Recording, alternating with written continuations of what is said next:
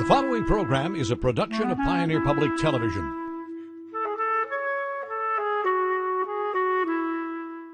In this episode of Postcards. When I first got the book, when I was on the TV show and I opened it up to that section and saw the family tree, it's so amazing that when I look at that, it was just like, wow, there's all these people who are still in Norway. If you listen to good music, it changes how you feel, and if you see art, something will change inside you if it speaks to you. And I think that's how I feel about it. It changes who I am and how I feel.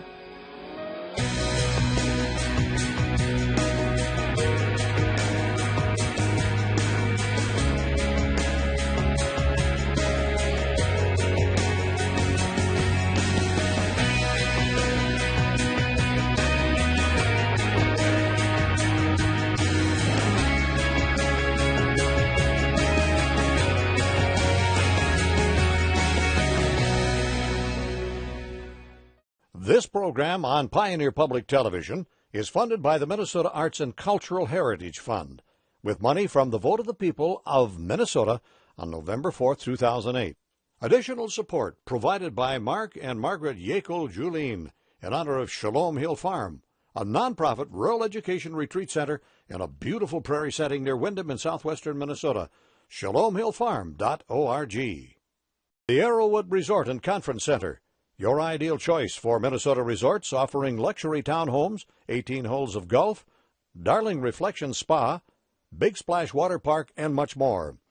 Alexandria, Minnesota, a relaxing vacation or great location for an event. Explore alex.com. Easy to get to, hard to leave. My name is Greg Larson, and I was a contestant on Season 4 of Alt for Norge. As soon as they said the grand prize was a reunion with your living Norwegian family, I was like, that just totally struck me right in my heart. It's been a life-transforming experience and a real awakening to not only all the sacrifices my ancestors made in order to leave their family and their farm and their whole life behind in Norway and come here and under such rough, tough circumstances, pioneer the western plains of Minnesota, and then through all of that struggle and kids dying and having to move to different farms, all stuff like that. All of a sudden, here I am a couple generations later, living such a blessed life, an abundant life, basically because of all these sacrifices my ancestors made. Every contestant gets their family book, which is such a powerful gift, a beautiful gift. The last thing they do before you leave is they give you your family book. And so now that I have this, there's pictures of my family in Norway, there's pictures of the farmstead and the property where my great-grandfather came from, and there's also contact information. And so I've been able to reach out to my family now and begin this communication. I'm going to have this opportunity to go visit them, and they're going to take me to go see the old farmstead where my great-grandfather came from. And so I'm super excited now to have this opportunity to make those connections. We're in the land of the Vikings now. And look at this gorgeous view. Holy cows, when we stopped here, this was amazing. What a gorgeous, gorgeous view.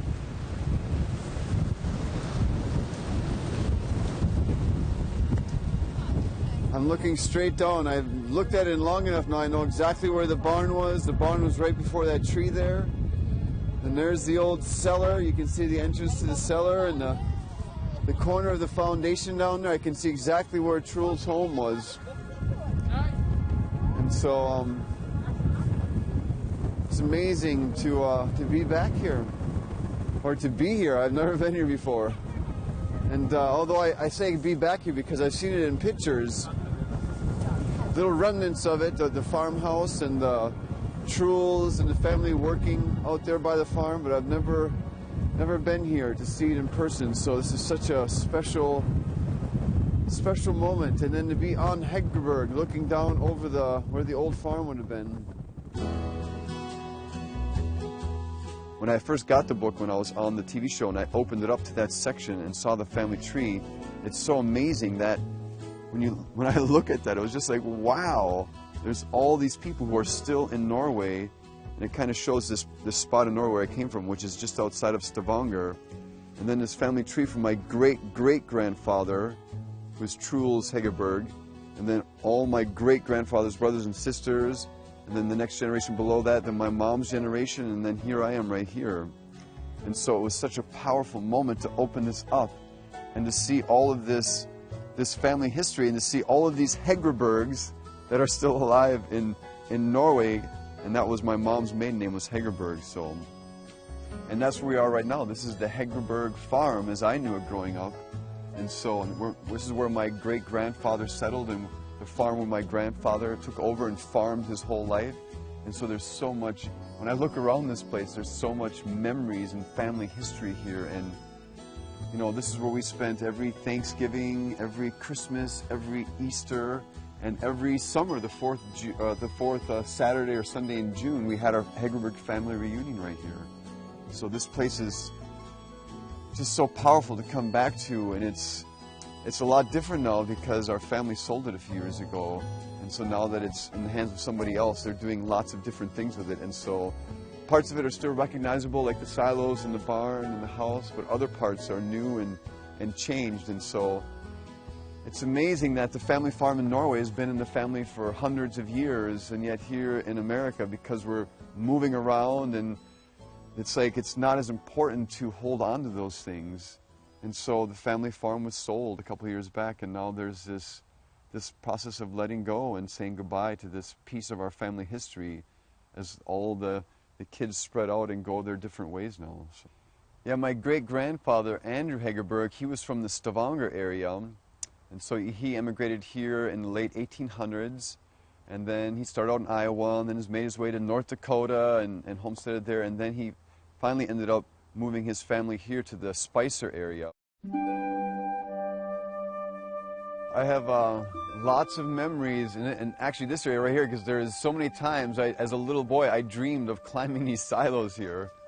And now when I look up at them, they don't seem so tall nowadays. And then right here,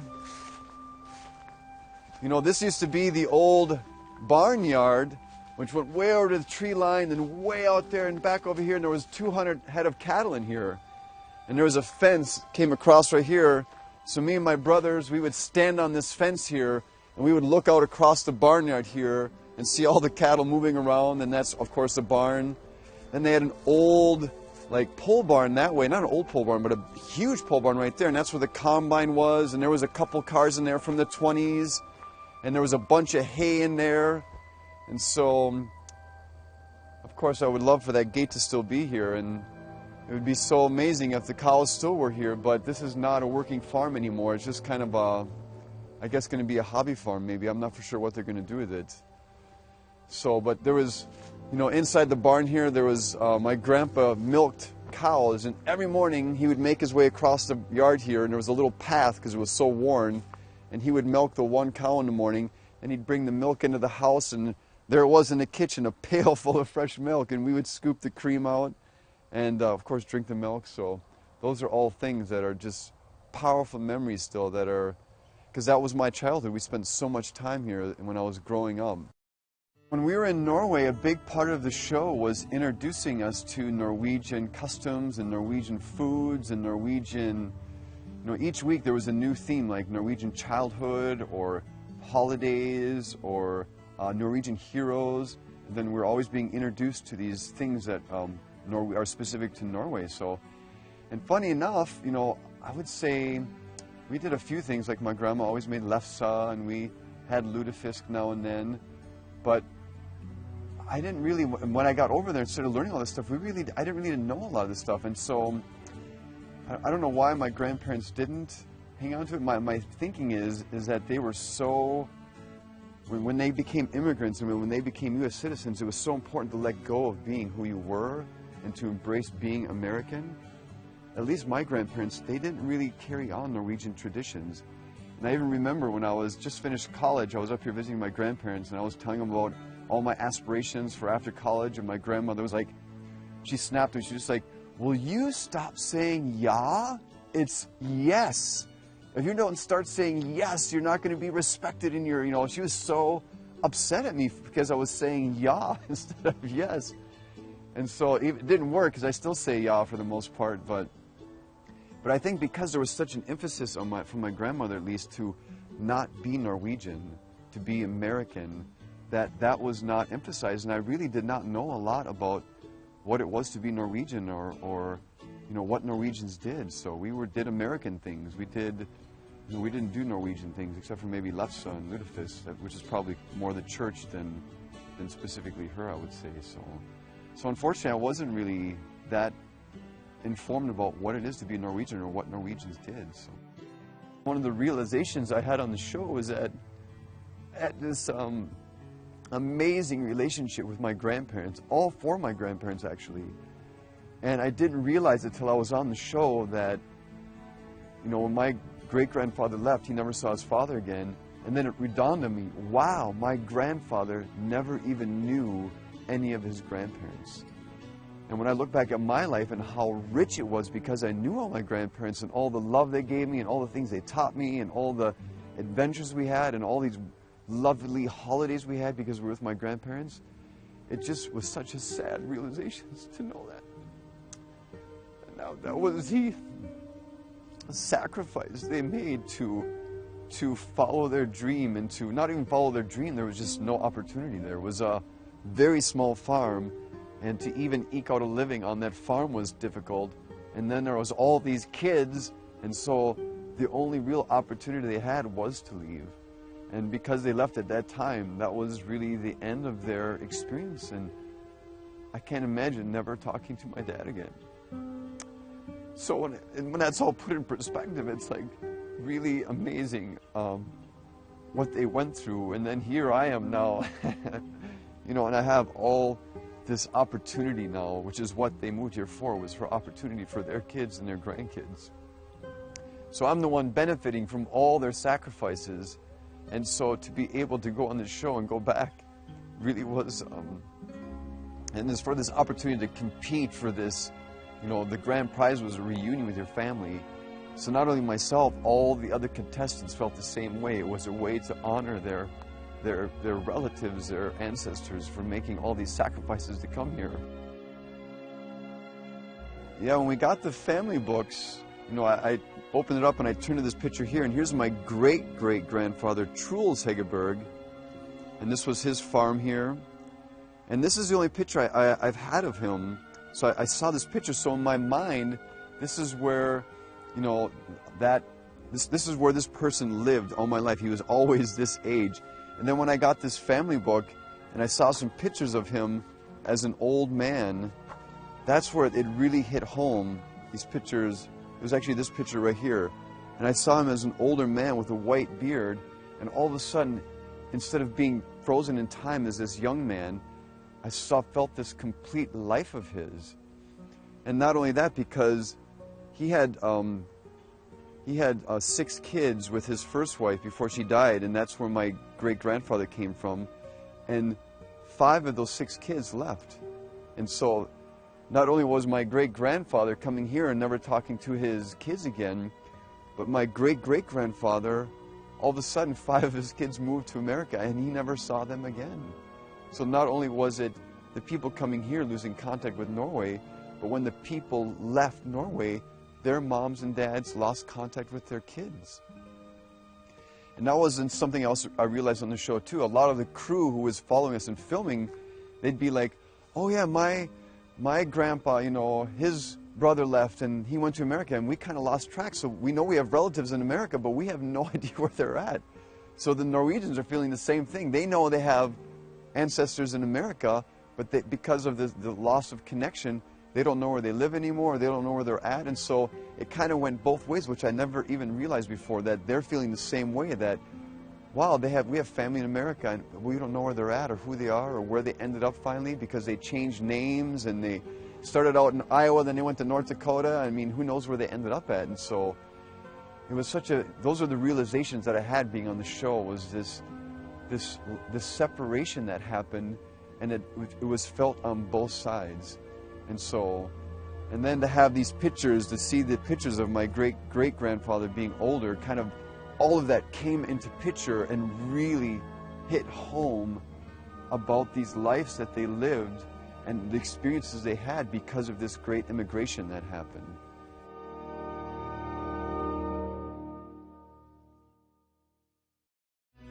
Do you use Facebook, Twitter, or other social media? Connect with us to get immediate access to behind-the-scenes videos, previews, and other postcards and Pioneer news.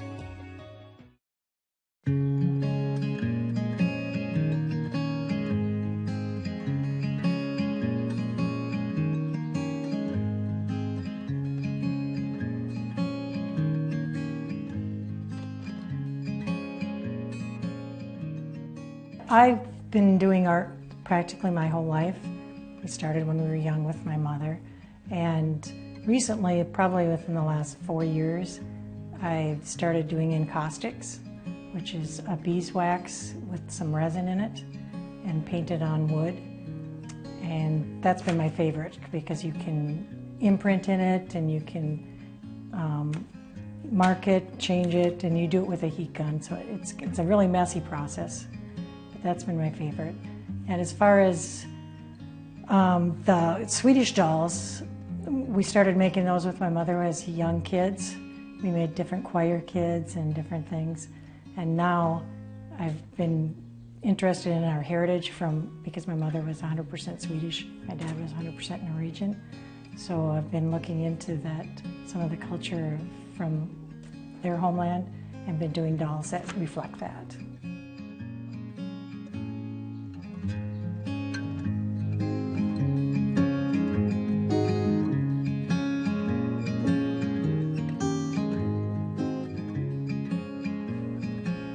I think for myself that I love art and I love creating things because our mother taught us that, and it was part of us growing up in a small town. It was something we did for entertainment. We didn't watch TV. We didn't do a lot of traveling because we didn't have a car. So what we did was we always made crafts.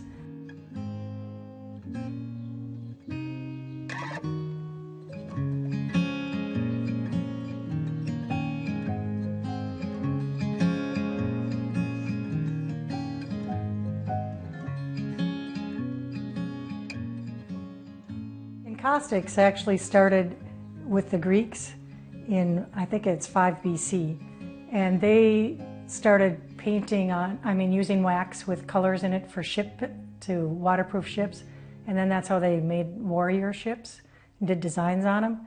And then when the Greeks moved towards Egypt, they actually started doing some paintings with the encaustics there in Greece, and it's one of the oldest art forms that's around, but when oils and pastels and watercolors came in, it kind of went aside. It was never totally not available. I mean, people still did some of it, but not very many people. And in 1950s, I think a few people brought it back again here in the States as far as modern art. And now there's very few people because it's a long process. It's expensive, the wax is expensive, the color is expensive, and it's a fast-moving art, and you also need it needs to be well ventilated so that it's just more labor intensive, so not as many people use encaustics as art.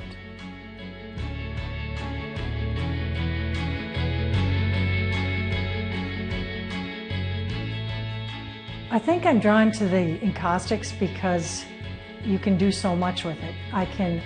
If I find fabric that I like I collect old laces, and I can cut them out and I can put those in there, and then I can paint over. And it's also, you can add in texture, which I really like. It makes it more of a 3D. And I think my most favorite is the final sheen. It has a different sheen in it. Very just different looking than like a watercolor and oil, which I've done too, but it's been fun because I can find things. When I find coins, I put coins in there.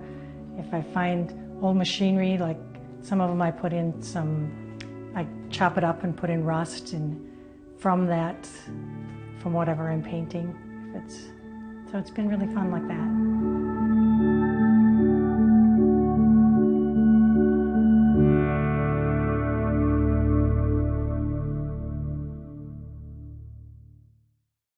All right, the encaustic method is layer upon layer of beeswax and resin.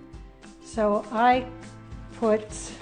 you buy resin, which looks like little pellets. So you add resin to natural beeswax, and I do it probably 15% resin to 85% beeswax. And then I get a clear wax that looks like this. It's just no color in it. You get clear wax, beeswax that has no color in it. It's just the natural beeswax color. Then you can buy these color tablets.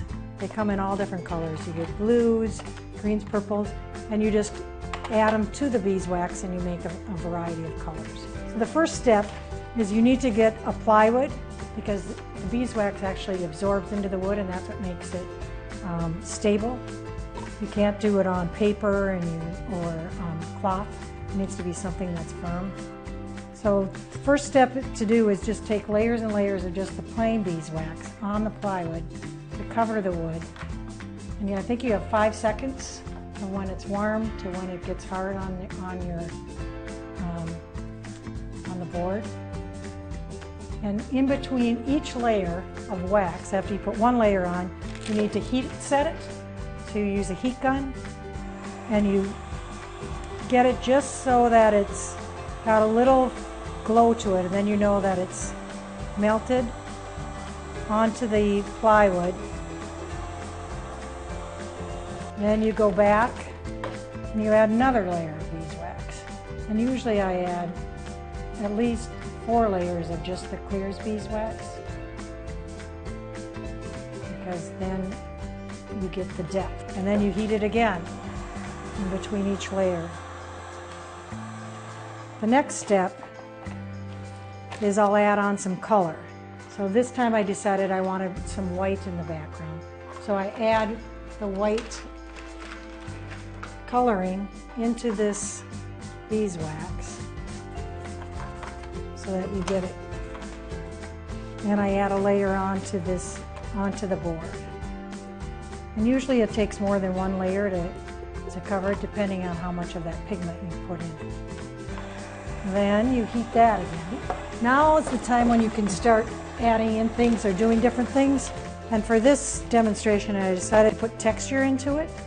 So I find all different kinds of tools. I can find these kind of tools. I use combs, anything you want. And all you do is you press into the wax, and I can make designs. Sometimes they can represent blowing snow, or I just put in texture in the background just for interest.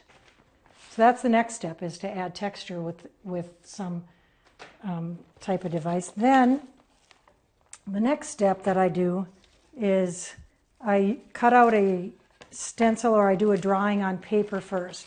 And this time I decided to do cows, because where I grew up, that farming is important.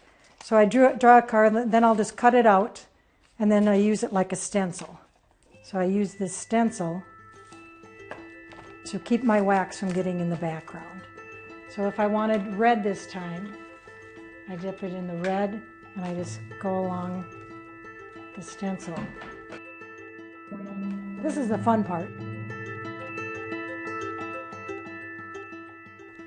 I need to heat it first to get this color to set.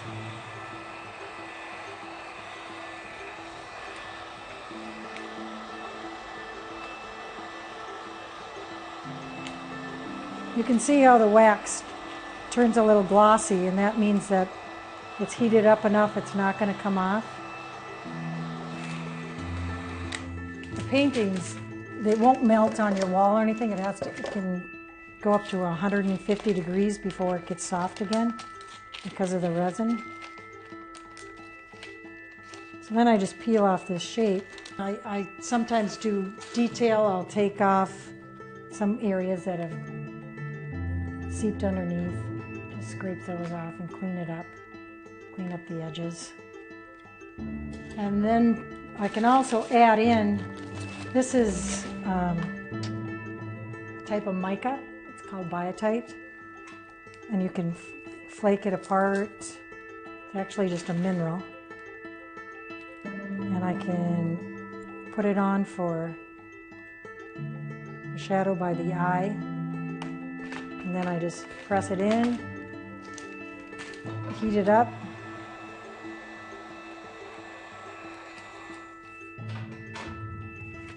You can put wax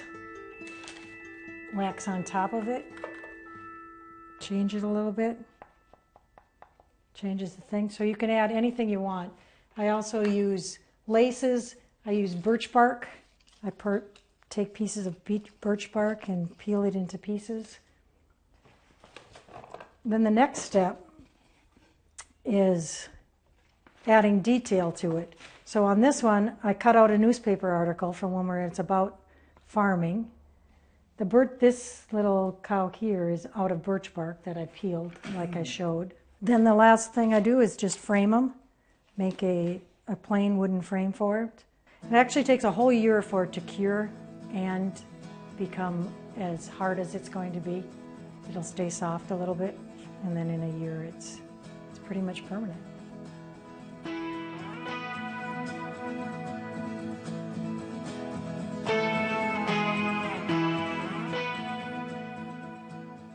And I think the art, for me, just expresses it's a contentment and with life and people, the connection to people that we get through art. It's in schools, they've cut back on art and music. And it's a sad thing because those are joy things. They change who you are. They change how you feel. If you listen to good music, it changes how you feel. And if you see art, something will change inside you if it speaks to you. And I think that's how I feel about it. It changes who I am and how I feel.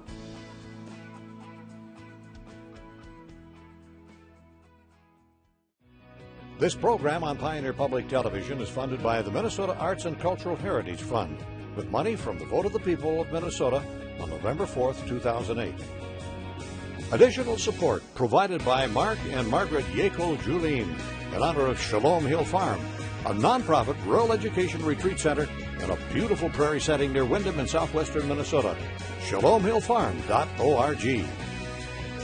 The Arrowwood Resort and Conference Center, your ideal choice for Minnesota resorts offering luxury townhomes, 18 holes of golf, Darling Reflection Spa, Big Splash Water Park, and much more. Alexandria, Minnesota, a relaxing vacation or great location for an event. Explore Alex.com. Easy to get to, hard to leave.